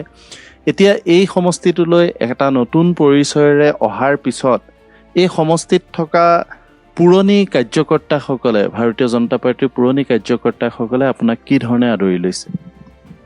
প্ৰথম যেতিয়া মই বিজেপিত যোগদান কৰি পেলাই বিহপুৰীয়ালৈ যোৱা 22 ফেব্ৰুৱাৰীত আহিছিলোঁ, তেতিয়া নিশ্চিতভাৱে কিছু কম সংখ্যক লোক মাজত এটা মিশ্ৰিত প্ৰতিক্ৰিয়া আছিল, আৰু বিভিন্ন ধৰণৰ যিটো যেনেকৈ ছ'চিয়েল মিডিয়াত বিভিন্ন মন্তব্য আছিল, সমষ্টিটোত বিভিন্ন মন্তব্য আছিল। কিন্তু মই যিহেতু যোৱাবাৰ মোৰ ভোট আগতকৈ 10,000 বৃদ্ধি পাইছিলে, আৰু বিজেপি দলৰ 21 চনত আগতকৈ ভোটটো 5,000 কমিছিল, আৰু দেশৰ প্ৰধানমন্ত্ৰী আহি পেলাই ইয়াত নিৰ্বাচনী প্ৰচাৰ চলাইছিলে। তাৰপিছত মই 9,000 মান ভোটত পৰাজয় হৈছিলোঁ। গতিকে 20টা বছৰ ৰাজনীতি কৰা সূত্ৰে এটা সম্বন্ধ ৰাইজৰ লগত আছিল, আৰু এতিয়া আপুনি আজি প্ৰেক্ষাপটত বিজেপি, AGP, সন্মিলিত গণশক্তি, BPF আৰু কংগ্ৰেছ, 5টা দল এটা সন্মিলিতভাৱে এতিয়া বিজেপিৰ প্ৰাৰ্থী হিচাপে মোৰ পক্ষত নিৰ্বাচনী প্ৰচাৰ চলি আছে। কংগ্ৰেছ দলৰ যিটো ভেটি মই 50,000লৈকে উঠাইছিলোঁ, যেতিয়া মই ইয়াত বিজেপিক বলে নোৱাৰিম বুলি ভাবি ৰঙানদীলৈ গুচি গৈছিলোঁ, তেতিয়া বহু কংগ্ৰেছী পুৰণা কৰ্মী বিজেপি দলত যোগদান কৰিছিলে আগতেই। মই 21 চনত যেতিয়া মই হাৰিলোঁ আৰু গুচি গ'লোঁ ৰঙানদীত খেলিম বুলি, তেতিয়া তেওঁলোকে ইয়াত, তাৰপিছত সেই মানুহখিনি আকৌ বৰ্তমানৰ প্ৰাৰ্থীজনে থুপ খোৱালে। আৰু যেতিয়া মই বিজেপি প্ৰাৰ্থী হ'লোঁ, এতিয়া লাহে লাহে সেই মানুহখিনিৰো এটা অংশ কংগ্ৰেছ দললৈ। কিমান আপোনাৰ আগৰ কংগ্ৰেছ দলৰ কিমান সতীৰ্থক আপুনি আনিব পাৰিলে? মানে ভূপেন বৰা অহাৰ লগে লগে কংগ্ৰেছ দলৰ আপোনাৰ যিসকল সতীৰ্থ আছিল তেওঁলোক বিজেপিমুখী হ'ল নে নাই? তাৰমানে মই যিটো 50,000 ভোট পাইছিলোঁ, তাত কংগ্ৰেছৰ যিটো ট্ৰেডিশ্যনেল ভোট বেংক বুলি কয়, ডিলিমিটেশ্যনৰ পাছত প্ৰায় 12-14,000 ভোট নাওবৈচাৰ পৰা ইয়াত সোমাইছে। গতিকে আপুনি টোটেল যদি ট্ৰেডিশ্যনেল ভোট বেংকটো চাই এটা হয়, কিন্তু MP ইলেকশ্যনত 24 চনত ইয়াত ময়ে যেতিয়া নেতৃত্ব লৈছিলোঁ কংগ্ৰেছৰ, তেতিয়া মাত্ৰ 38,000 মান ভোট কংগ্ৰেছ দলে পাবলৈ সক্ষম হৈছিল। গতিকে সেই 38,000 ভোটখিনিৰ পৰা এতিয়া সংখ্যাগতভাৱে মই কোৱাটো সঠিক নহ'ব, কিন্তু গৰিষ্ঠ সংখ্যকেই মানুহে এই ইতিমধ্যে আনুষ্ঠানিকভাৱে আৰু অনানুষ্ঠানিকভাৱে দৈনন্দিন হিচাপত বিজেপি দলত যোগদান কৰি আছে। ৰাম ভূঞাক ৰাজনীতিৰ ক্ষেত্ৰখনলৈ আনিছিল আপুনি, আৰু সময়ৰ কুটিল গতিত সেই ৰাম ভূঞাই এতিয়া আপোনাৰ বিৰুদ্ধে এই সমষ্টিটোত মূল প্ৰতিদ্বন্দ্বী। বহু ৰাজ্যৰ আন প্ৰান্তৰ লোকে নাজানিলেও বিহপুৰীয়া সমষ্টিৰ লোকে ভালদৰে জানে যে ৰাম ভূঞাৰ সৈতে এটা আপোনাৰ ঘনিষ্ঠতা আছিল, আপোনালোক দুই এজন ভাল বন্ধু। এতিয়া সেই বন্ধুজনই আপোনাক কঠোৰভাৱে আক্ৰমণ কৰিছে, আপুনি সেই বন্ধুৰ বিৰুদ্ধে যুদ্ধত অৱতীৰ্ণ হ'বলগীয়া হৈছে। মহাভাৰতৰ যুদ্ধটো এটা পৰিয়ালৰ মাজত হৈছিলে। আপুনি কৌৰৱ পাণ্ডৱটো একেটা বংশ আছিলে, এজন মৰিলে এজনে ব্ৰত খাটিব লাগে। গতিকে এইবিলাকতো এতিয়া মই যদি কংগ্ৰেছ দলৰ কোনোবা এজন প্ৰাৰ্থীটো কোনোবা এজন থাকিবই, কোনো কাৰণত কোনো সম্ভাৱনা নাছিল যে ইয়াত বিজেপি বা কংগ্ৰেছ মানে বিনা প্ৰতিদ্বন্দ্বিতাৰে নিৰ্বাচিত হ'ব। আৰু মই নিজেও কেতিয়াও কল্পনা কৰা নাছিলোঁ যে মই কেতিয়াবা বিহপুৰীয়াত বিজেপি দলৰ প্ৰাৰ্থী হৈ পেলাই নিৰ্বাচন খেলিম। গৌৰৱ গগৈ আৰু ৰকিবুল হুছেইনে এটা পৰিস্থিতি সৃষ্টি কৰিলে, আৰু যিটো পৰিস্থিতিতে আপুনি গম পাইছে, মই যেতিয়া কৈছিলোঁ APCC বুলি, তেতিয়া বহুত মানুহে ভাবিছিলে ভূপেন বৰা এইটো পলিটিকেল ষ্টেটমেণ্ট। এতিয়া নাওবৈচাৰ বিজেপি প্ৰাৰ্থীৰ নাম হৈছে ডক্টৰ JP দাস। তেওঁ টিভিত কৈছে যে মোৰ পিতৃৰ নাম ৰকিবুল হুছেইন। গোৱালপাৰাত এজন কংগ্ৰেছ প্ৰাৰ্থীয়ে কৈছে যে মোৰ দেউতাৰ নাম ৰকিবুল হুছেইন। তাৰমানে এতিয়া দেখ ৰকিবুল হুছেইনৰ 3টা ল'ৰা ইলেকশ্যন খেলি আছে কংগ্ৰেছত। গতিকে এই দলটোত মই থাকিব নোৱাৰা পৰিৱেশ এটা হ'ল, যিটো কাৰণে মই ওলাই আহিলোঁ। তাৰপিছত মই কোনটো সমষ্টিত খেলিম সেইটোতো মই ঠিক কৰিব নোৱাৰোঁ, বিজেপি দলে নিৰ্ণয় কৰিব। আৰু দলটোত যেতিয়া জইন কৰিলোৱে, দলটোৱে যিটো সিদ্ধান্ত ল'লে সেইটো মানি পেলাই মই খেলিছোঁ। আৰু শেষ সিদ্ধান্তটো গণতন্ত্ৰত ভাগ্যবিধতা হৈছে ৰাইজে সিদ্ধান্ত ল'ব, আৰু ৰাইজে সিদ্ধান্ত লোৱাৰ এটা পদক্ষেপ আৰু পৰিস্থিতি ইতিমধ্যে আৰম্ভ হৈছে। নিৰ্বাচন আহিব আৰু যাব। এতিয়া ৰাম ভূঞাৰ সৈতে নিৰ্বাচনৰ পিছত আপোনাৰ যিটো আগৰ বন্ধুত্ব, সেই বন্ধুত্বমূলক সম্পৰ্কটো থাকিবগৈ নে নাই, নে ৰাজনৈতিক পৰিৱেশ পৰিস্থিতিয়ে আপোনালোকৰ ব্যক্তিগত জীৱনৰ সেই বন্ধুত্ব নোহোৱা কৰিব? তেওঁ সেই বন্ধুত্বটো ইতিমধ্যে নিজৰ ফালৰ পৰা শেষ কৰি দিলে। কাৰণ মই বিজেপি দলত যোগদান কৰাৰ পাছত তেওঁলোকে মোক শ্মশান যাত্ৰা কৰি তাতে খৰি দি গা ধুই পেলাই তিতা খাইছে। এইটো অসমৰ ৰাজনীতিত এটা বিৰল দৃশ্য। মানে আমি আগতে কেতিয়াবা কাগজৰ মূৰ্তি জ্বলাইছিলোঁ বা এনেকুৱা হোৱা আমি দেখিছিলোঁ, কিন্তু এনেকৈ ভূপেন বৰাক শ্মশানলৈ লৈ যোৱা, তাত একেবাৰে কৈ আমাৰ মৰিশালি নি পেলাই সঁচাসচি মৰিশালিত নিছে, নি পেলাই তাত যিটো খৰি জাপি পেলাই জ্বলাই পেলাই তেওঁলোকে পুখুৰীত গৈ গা ধুইছে, গা ধুই পেলাই তিতা খাইছে। গতিকে তেওঁলোকৰ কাৰণে মই এতিয়া পৃথিৱীত নায়েই। আৰু তাৰপাছত যদি মই সম্বন্ধ ৰাখিবলৈ যাওঁ, তেতিয়া বিহপুৰীয়াবাসীৰ সৈতে আলোচনা কৰিব লাগিব। কাৰণ বিহপুৰীয়াবাসীয়েও ৰাজনৈতিক প্ৰতিদ্বন্দ্বিতা দেখিছিলে। প্ৰেমবা বৰদেউতাৰ সৈতে মই খেলিছোঁ, আপুনিও তেতিয়া ৰিপৰ্টিং কৰিবলৈ আহিছে। তেতিয়া আপুনি এটা নিউজ কৰিছিলে যে বিহপুৰীয়াত মহাকাব্যিক যুঁজ, কাৰণ ইয়াত ৰামায়ণ মহাভাৰতৰ যুঁজ হৈছিল। কিন্তু ইয়াত খৰি দি পেলাই গা ধুই তিতা খোৱা পৰ্যায়ৰ ৰাজনীতি বিহপুৰীয়াত হোৱা নাছিলে। এতিয়া ৰাইজে মোক কৈছে যে এই কথাবিলাক কিন্তু আমি ৰাইজে মনত ৰাখিছোঁ। আপুনি এজন ৰাজনীতিক হ'লেও এই কথাবিলাক আমি আলোচনা কৰিব লাগিব। যিটো বিৰোধীৰ মিত্ৰতা হ'লগৈ, সেই মিত্ৰতাৰ অন্যতম কাণ্ডাৰী আছিল আপুনি। কংগ্ৰেছ দলৰ নেতৃত্বত থাকোঁতে প্ৰদেশ কংগ্ৰেছৰ আপুনি সেই মিত্ৰতাৰ গোটেই প্ৰক্ৰিয়াটো আৰম্ভ কৰিছিল। অৱশেষত সেই মিত্ৰতা হ'লগৈ, কিন্তু এই যিটো মিত্ৰতা হ'ল, ভূপেন বৰাই অঁকা ছবিখনৰ গতিতেই এই মিত্ৰতা হ'লনে? এইটো গৌৰৱ গগৈয়ে বাধ্যত পৰি পেলাই মিত্ৰতা কৰিছে। যেতিয়া মই আৰু প্ৰদ্যুৎ বৰদলৈ ডাঙৰীয়াই দল ত্যাগ কৰিলোঁ, তেতিয়া কোনোবাই প্ৰাৰ্থিত্ব নালাগে বুলি যেতিয়া গৌৰৱ গগৈক জনাই দিলে যে মোক প্ৰাৰ্থিত্ব নালাগে। মানে যেনেকৈ আপোনাৰ গুৱাহাটীৰ ডাঙৰ শ্বপিং মলবিলাকত বস্তু যেতিয়া চেল নোহোৱা হয়, তেতিয়া বাহিৰত এখন ছাইনবোৰ্ড থাকে যে 1 buy 1 free। কংগ্ৰেছৰ এই অৱস্থাটো 24টা সমষ্টি বাদ দি 102টাত তেনেকুৱা হ'ল। নহ'লে অখিল গগৈৰ লগত কোনো পৰিস্থিতিতে গৌৰৱ গগৈ মিত্ৰতা কৰাৰ ইচ্ছা নাছিলে। থকা হ'লে মোক AICCয়ে দায়িত্ব দিয়াৰ পিছত ৰকিবুল হুছেইনক গৌৰৱ গগৈ কিয় জাপি দিছিলে? আৰু অখিল গগৈ নিজে ক'বলগীয়া হৈছিলে যে মোৰ গাৰ কাপোৰ খুলি গ'ল। আজিলৈকে অসমত কোনো ৰাজনীতিকে কোৱা নাই যে মোৰ বস্ত্ৰহৰণ হৈছে বুলি। অখিল গগৈ প্ৰথমগৰাকী ৰাজনীতিক যে এলায়েন্স কৰিবলৈ যাওঁতে বস্ত্ৰহৰণ হোৱা বুলি ৰাজহুৱাকে কৈছিলে। গতিকে তেওঁৰ লগত এলায়েন্স কৰিবলগীয়া কেতিয়া হ'ল? যেতিয়া দলটোৰ 5খন ফটো আছিলে গাড়ীবিলাকত, পোষ্টাৰবিলাকত, তাৰে 2খন ফটো নাইকিয়া হৈ গ'ল হঠাৎ। তেতিয়া তেওঁক অকণমান প্ৰয়োজন হ'ল বেটুপাতটো ঠিক ঠাক কৰি ল'বৰ কাৰণে। গতিকে এইটো যেতিয়া কংগ্ৰেছ ICUত সোমাই গ'ল, তেতিয়া অখিল গগৈ ডাঙৰীয়া এটেণ্ডেণ্ট হিচাপে কংগ্ৰেছৰ লগলৈ গৈছে। গতিকে ৰিজাল্ট আপুনি পাব তাৰ। আপুনি কংগ্ৰেছত থাকোঁতে কৰা আটাইতকৈ ডাঙৰ কামটো আছিল AIUDFক আপুনি কাৰ্যত নিঃশেষ কৰি পেলাইছিল। আপুনি কংগ্ৰেছ এৰি অহাৰ পিছত এই মুহূৰ্তত এইবাৰৰ নিৰ্বাচনটোত কংগ্ৰেছ AIUDF কিমান প্ৰাসংগিক ৰাজনীতিত? সেইটোৱে মোৰ ব্যক্তিগত ৰাজনীতিৰ কাৰণে কাল হ'ল। কাৰণ AIUDFক শেষ নকৰা হ'লে ৰকিবুলেশ্যনৰ জন্ম নহ'ল। ৰকিবুলেশ্যন এটা সীমাবদ্ধতাৰ ভিতৰত চামগুৰি সমষ্টিত আবদ্ধ আছিল। AIUDFৰ বিৰুদ্ধে মোৰ যিটো স্থিতি আছিলে, সেই স্থিতিটোৱে ধুবুৰীবাসীক আশ্বস্ত কৰিছিলে। আৰু পিছত মই ভাবিছিলোঁ যে ৰকিবুলেশ্যন গোটেই অসমখনত হৰ্তা কৰ্তা বিধতা হোৱাতকৈ তেওঁক এটা সীমাত নি পেলাই মই থৈ দিওঁ, যাতে উজনি অসমৰ, উত্তৰ অসমৰ পাহাৰৰ ৰাইজে অন্ততঃ কিছু স্বস্তিৰে কংগ্ৰেছ দলটো সমৰ্থনত থাকিব পাৰে। কিন্তু যেতিয়া AIUDFৰ বিকল্প হিচাপে ৰকিবুলেশ্যনক প্ৰক্ষেপ কৰা হ'ল আৰু ৰাইজে মোৰ স্থিতিটোৰ প্ৰতি সমৰ্থন জনাই পেলাই 10 লাখ ভোটত তেওঁ জিকাই দিলে, তেতিয়া দিল্লীত কংগ্ৰেছৰ নেতৃত্বই তেওঁকে অসমৰ সৰ্বোৎকৃষ্ট নেতা বুলি, হৰ্তা কৰ্তা বিধতা বুলি মানি ল'লে, যিজনৰ মূৰৰ ওপৰত গড় হত্যাৰ কলংক লাগি আছে। আৰু পাছত গৌৰৱ গগৈ দেখাত ফেচ এখন হ'ল পাৰ্টীৰ, আচল বেছটো হৈ পৰিলে ৰকিবুলেশ্যন। আনকি অখিল গগৈৰ লগত প্ৰথম যিটো আলোচনা মই হস্তক্ষেপ কৰাৰ আগলৈকে, সেই আলোচনাটো ৰকিবুলেশ্যনৰ ঘৰতে হৈছে।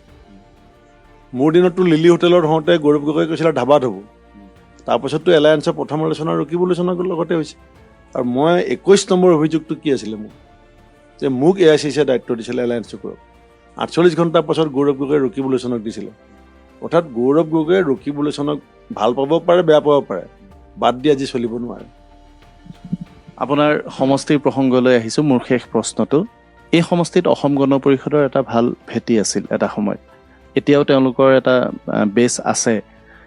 এই সমষ্টিটো অসম গণ পৰিষদে এবাৰ বিচাৰিছিল। ভূপেন বৰা ইয়াত NDAৰ প্ৰাৰ্থী হোৱাৰ পিছত অসম গণ পৰিষদৰ ভোটটো ট্ৰেন্সফাৰ হ'বনে নহয়?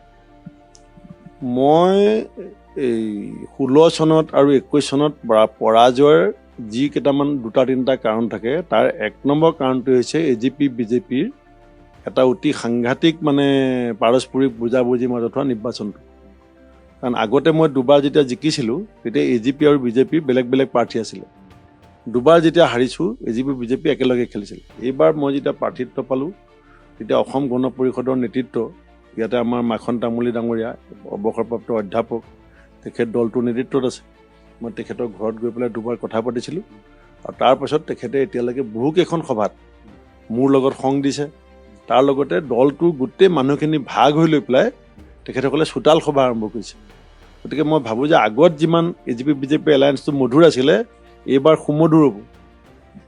এটা প্ৰশ্ন আপোনাক মই কৰিব লাগিব। আপুনি সন্মুখত থাকি কংগ্ৰেছ দলক নেতৃত্ব দিছিল আৰু গোটেই নিৰ্বাচনটো পৰিচালনা কৰিছিল। এইবাৰ সম্পূৰ্ণ বিপৰীত শিবিৰত অৱস্থান কৰি আপুনি নিৰ্বাচনটো খেলিবলগীয়া হৈছে। কংগ্ৰেছ দলৰ নিৰ্বাচন পৰিচালনা আৰু BJPৰ নিৰ্বাচন পৰিচালনাৰ মাজত আজি ভূপেন বৰাই কি পাৰ্থক্য দেখিছে? বহুত পাৰ্থক্য, আকাশ পাতাল। মই কংগ্ৰেছ দলৰ পৰা 5 বাৰ ইলেকশ্যন খেলিছোঁ। মই 5 বাৰ ইলেকশ্যনত 2 বাৰ ৰাহুল গান্ধী ডাঙৰীয়া যে আহিছে, তেতিয়া সেই অহাৰ দিনাখনে মই কথা পাতিছোঁ। যেতিয়া মই বিহপুৰীয়াত আহি পাইছে, ধৰক হেলিপেডত গৈ ৰিচিভ কৰিছোঁ, তেতিয়াহে কথা বতৰা হৈছে। তাৰ বাদে কেতিয়াও মোৰ লগত কোনো খবৰ খাতি লোৱা নাই। তৰুণ গগৈ ডাঙৰীয়াক এবাৰ তেখেত ঢুকালে, মই তেখেতৰ বিৰুদ্ধে কোনো অভিযোগ নহয়। ইলেকশ্যনৰ মাজত কিবা এটা কথাত ফোন কৰিছিলোঁ, ফোনটো থৈ দিলোঁ। কিবা এটা ক'বলৈ ফোন কৰিছিলোঁ। কিন্তু এতিয়া মই দেখিছোঁ মুখ্যমন্ত্ৰীয়ে দৈনন্দিন বুলি ক'লে ভুল নহ'ব, খবৰ লৈ আছে।